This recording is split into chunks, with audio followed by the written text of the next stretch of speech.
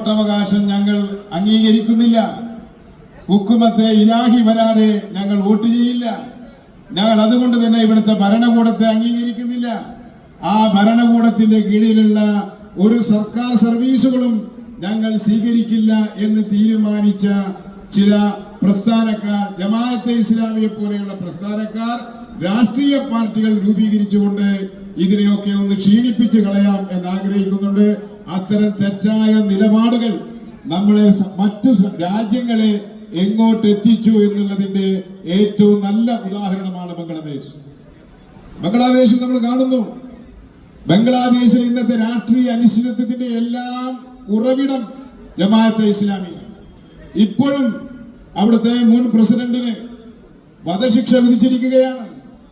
അവിടെ ഇവർക്കെതിരായി, മുൻ പ്രസിഡന്റിനെതിരായി പോരാട്ടം നടത്തിയ ചെറുപ്പക്കാരൻ നിഷ്ഠൂരമായി വെടിയേറ്റ് മരിക്കുന്നു. അതുകൊണ്ട് അത്തരം രാഷ്ട്രീയ പ്രസ്ഥാനങ്ങൾക്ക് കേരളത്തിൽ കൈയടിക്കുന്നത് നല്ലതല്ല എന്ന അഭിപ്രായമാണ് സമസ്ത നേരത്തെയും പറഞ്ഞത്, ഇപ്പോഴും പറയുന്നത്.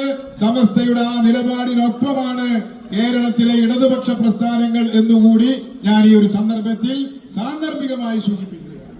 ഞാൻ മറ്റു കൂടുതൽ കാര്യങ്ങളിലേക്കൊന്നും കടക്കുന്നില്ല. തീർച്ചയായും വർത്തമാനകാല ഇന്ത്യ അങ്ങേയറ്റം അപകടകരമായി കടന്നു പോകുന്ന ഈ ഒരു സന്ദർഭത്തിൽ ഇന്ത്യൻ രാഷ്ട്രീയ സാഹചര്യങ്ങളെ അങ്ങേയറ്റത്തെ കുതൂഹലതയോടെ, സൂക്ഷ്മതയോടുകൂടി വീക്ഷിക്കുന്ന ഒരാളെന്ന നിലയിൽ വളരെയധികം അഭിമാനത്തോടു കൂടി തന്നെ സമസ്ത നടത്തുന്ന ഈ ആദർശ ശുദ്ധിയാർന്ന ഈ ജാഥയ്ക്ക് എല്ലാവിധ ഭാവകങ്ങളും ഈ ചാവക്കാടിന്റെ മണ്ണിൽ അതിന് നേതൃത്വം നൽകുന്നതിന് വേണ്ടി ഇവിടെ എത്തിച്ചേർന്നിട്ടുള്ള അദ്ദേഹത്തിന് ഒരു ജനപ്രതിനിധി എന്ന നിലയിൽ അദ്ദേഹത്തെ എല്ലാ തരത്തിലും സ്വീകരിച്ചുകൊണ്ട് ഞാൻ എന്റെ വാക്കുകൾ ചുരുക്കുന്നു. നന്ദി.